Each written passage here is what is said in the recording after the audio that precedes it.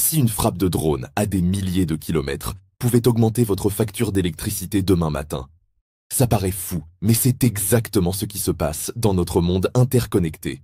Guerre en Ukraine, tensions au Moyen-Orient, instabilité au Sahel, coupure de gaz en Algérie, sabotage au Nigeria. Chaque secousse sur les marchés mondiaux finit par trouver un chemin jusqu'à votre compteur électrique.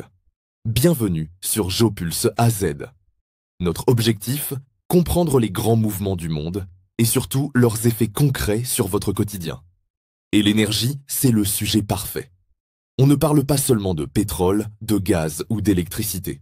On parle de pouvoir, de sécurité et d'un maillage mondial où l'Afrique joue un rôle central aux côtés de la Russie et du Moyen-Orient. Pourquoi l'Afrique compte-t-elle autant? Au Sahel, le Niger a longtemps fourni une part majeure de l'uranium utilisé par les centrales nucléaires françaises. Les bouleversements politiques récents ont créé de l'incertitude. Moins de garanties, plus de volatilité. En Afrique du Nord, l'Algérie est devenue un fournisseur vital de gaz pour l'Europe, notamment via des pipelines vers l'Italie et l'Espagne. En Afrique de l'Ouest, le Nigeria est un acteur clé du gaz liquéfié, mais ses exportations sont fragiles à cause du sabotage et du sous-investissement. En Afrique australe, le Mozambique abrite d'immenses projets gaziers, mais leur mise en route dépend de la stabilité sécuritaire dans la région de Cabo Delgado. Enfin, la Libye illustre bien la fragilité. Chaque interruption de ses champs pétroliers, comme Chararara, retire des centaines de milliers de barils par jour du marché mondial. Concrètement, que ce soit à Alger, Abuja, Niamey ou Tripoli, quand l'Afrique bouge, vos factures en Europe réagissent. Maintenant que nous avons posé le décor, voyons concrètement comment une perturbation à des milliers de kilomètres peut se transformer en une facture salée chez vous. Le problème? Une chaîne mondiale fragile. Commençons par un constat simple. L'énergie est un marché mondial. Même si vous n'achetez pas directement du pétrole saoudien ou du gaz algérien, vous êtes quand même exposé à ce qui leur arrive. En septembre 2019, 2 installations pétrolières d'Aramco en Arabie Saoudite sont frappées par des drones. En une nuit, le monde perd 5% de sa production de pétrole. Résultat, le prix du baril bondit de 15% en quelques heures. Et ce n'est pas un cas isolé. Dès qu'un fournisseur majeur vacille, l'onde de choc se propage. Quand la Russie envahit l'Ukraine en février 2022, l'Europe dépend encore à 40% du gaz russe. Les marchés anticipent une rupture, le prix du gaz explose, atteignant plus de 300 € par mégawattheure à l'été. Pour comparaison, il tournait autour de 20 € avant 2021. Résultat, en Allemagne ou en France, la facture de chauffage a doublé, parfois triplé. Même loin de l'Europe, un choc peut avoir le même effet. Aux États-Unis, même pays producteur, la vulnérabilité existe. En 2021, une cyberattaque paralyse le Colonial Pipeline qui transporte 45% des carburants consommés sur la côte Est. Résultat, file d'attente dans les stations-service et hausse immédiate des prix. Et l'Afrique n'est pas en reste. Ces turbulences pèsent elles aussi sur la facture européenne. Libye. Chaque fois que le champ pétrolier Charara est fermé, ce sont 300 000 barils par jour en moins sur le marché mondial. Nigeria. Les baisses de production du gaz naturel liquéfié, GNL, réduisent les cargaisons disponibles pour l'Europe et font grimper les prix spot. À savoir que le prix spot, c'est le prix d'une matière première ou d'une énergie pour une livraison immédiate. En clair, si une entreprise veut acheter du gaz ou du pétrole tout de suite, elle paie le prix spot. Ce prix évolue en temps réel selon l'offre et la demande. Il est très sensible aux nouvelles. Une attaque, un sabotage, une grève. Et hop, le prix spot grimpe. Niger. La suspension des exportations d'uranium en 2023 a renforcé la perception de risque pour le nucléaire français et européen. L'énergie n'est donc pas qu'une ressource. C'est une infrastructure mondiale fragile, exposée aux guerres, aux blocages maritimes, aux coups d'État et aux décisions politiques. Mais qui contrôle vraiment ces flux? Et surtout, qui dépend de qui? C'est ce qu'on va voir maintenant. Imaginez un système de vases communicants. Si le pétrole devient rare en Libye, le prix monte partout, même si vous importez depuis la Norvège. Prenons le détroit d'Ormuz. 20% du pétrole mondial y transite. Une menace de fermeture suffit à faire trembler les marchés. Mais l'Europe ne regarde pas seulement vers l'Est. Au sud aussi, sa dépendance est forte. Même logique pour le pipeline algérien vers l'Italie. Chaque tension sociale ou technique peut réduire les flux et déclencher une hausse sur les marchés. Avant la guerre en Ukraine, l'Europe importait 40% de son gaz de Russie. Aujourd'hui, elle a diversifié. Norvège, Algérie, Qatar, GNL américain. Mais ce GNL doit traverser des zones instables, mer Rouge, golfe de Guinée. Et il coûte plus cher que le gaz par pipeline. Donc oui, l'Europe a réduit sa dépendance à Moscou, mais reste vulnérable aux chocs africains et moyen-orientaux. Et ce n'est pas seulement une affaire de gouvernement ou d'entreprise. À la fin, ce sont les consommateurs qui subissent. Les effets sur le consommateur. Comment passe-t-on d'un sabotage au Nigeria à une hausse de votre facture d'électricité? Regardons ça pas à pas. Étape 1, la baisse d'offres. Imaginons qu'un terminal de gaz liquéfié au Nigeria tombe en panne ou soit attaqué. Résultat, moins de cargaisons disponibles sur le marché mondial. Comme la demande reste la même en Europe et en Asie, le prix spot grimpe, c'est-à-dire le prix pour une livraison immédiate.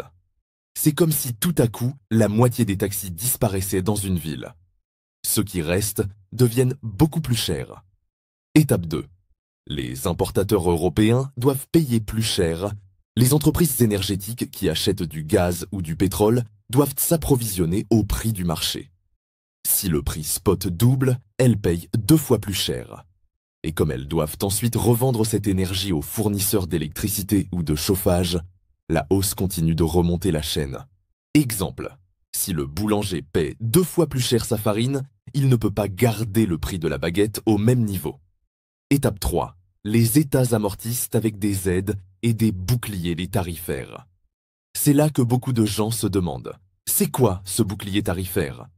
En France, par exemple, quand les prix de l'électricité sur les marchés internationaux ont explosé en 2022, l'État est intervenu. Il a dit en gros, on va limiter la hausse sur la facture des ménages et des petites entreprises. Au lieu d'augmenter de 100%, ça n'augmentera que de 15%. Comment? En baissant certaines taxes, en subventionnant directement EDF, Électricité de France, ou d'autres fournisseurs pour compenser leurs pertes, en fixant un plafond réglementaire sur les tarifs. Ça veut dire que la différence entre le prix réel sur le marché et le prix payé par le consommateur est absorbée par l'État, donc in fine par les finances publiques. C'est comme un parapluie sous la pluie. Vous êtes un peu mouillé, mais l'État prend une partie de la douche pour vous. Étape 4. Le reste est reporté sur vos factures. Malgré ces mesures, tout ne peut pas être couvert.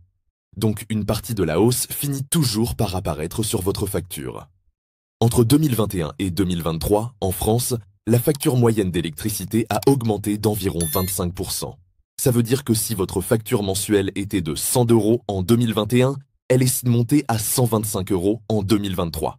Et en Allemagne, où la dépendance au gaz russe était plus forte, la hausse a été encore plus marquée. Une facture de 100 € aurait pu grimper à 140 ou 150 € dans la même période. Et si les ménages le ressentent, l'économie entière en subit les conséquences. Quelques impacts sectoriels. Industrie lourde, sidérurgie, aluminium, chimie. Exposés aux coûts élevés, risque de délocalisation. Agriculture.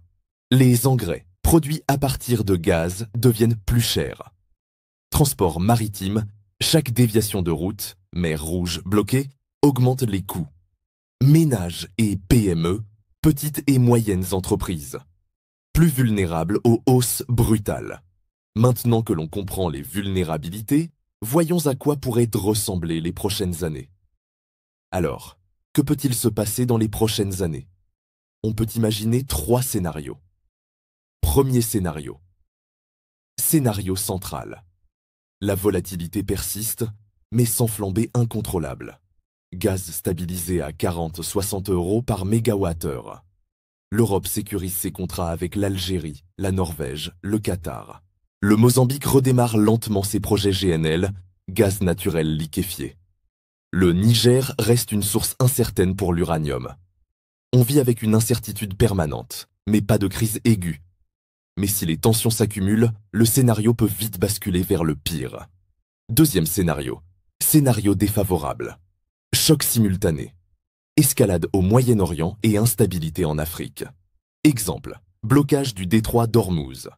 Plus fermeture temporaire du pipeline algérien. Plus suspension d'exportation GNL nigériane. Résultat. Pétrole à 150 $ par baril, gaz au-delà de 100 € par mégawattheure. Facture record, aide d'État massive, récession industrielle. C'est le scénario du choc énergétique majeur, comparable aux années 1970. Heureusement, un chemin plus positif est aussi possible. Troisième scénario. Scénario favorable. Apaisement des tensions. Plus accélération des renouvelables. L'Algérie et le Mozambique deviennent des partenaires fiables. Le Niger reprend une production stable d'uranium. Le Nigeria investit dans ses infrastructures GNL. Les prix se stabilisent à 25-35 € par mégawattheure. Dans ce scénario, l'Europe gagne en résilience. Elle diversifie mieux ses sources, développe ses renouvelables, réduit sa dépendance aux crises immédiates. Mais même ici, elle reste partiellement dépendante des importations, car sa consommation dépasse largement sa production domestique. Vous l'aurez compris, votre facture d'énergie n'est pas seulement liée à vos habitudes de consommation. C'est aussi le reflet d'une géopolitique mondiale agitée. Une frappe en Arabie Saoudite, un sabotage en mer Baltique, un coup d'État au Sahel, une grève en Algérie. Et voilà que des millions de foyers européens paient la différence. L'énergie, ce n'est pas qu'une ressource. C'est une question de route, de stabilité et de confiance dans un système interconnecté. Alors, selon vous, l'Europe pourra-t-elle vraiment se protéger de ces secousses mondiales? Ou restera-t-elle éternellement exposée au choc de la géopolitique énergétique? Laissez votre avis en commentaire. Et pour ne rien manquer des prochaines analyses géopolitiques, abonnez-vous à Géopulse AZ et activez la cloche de notification.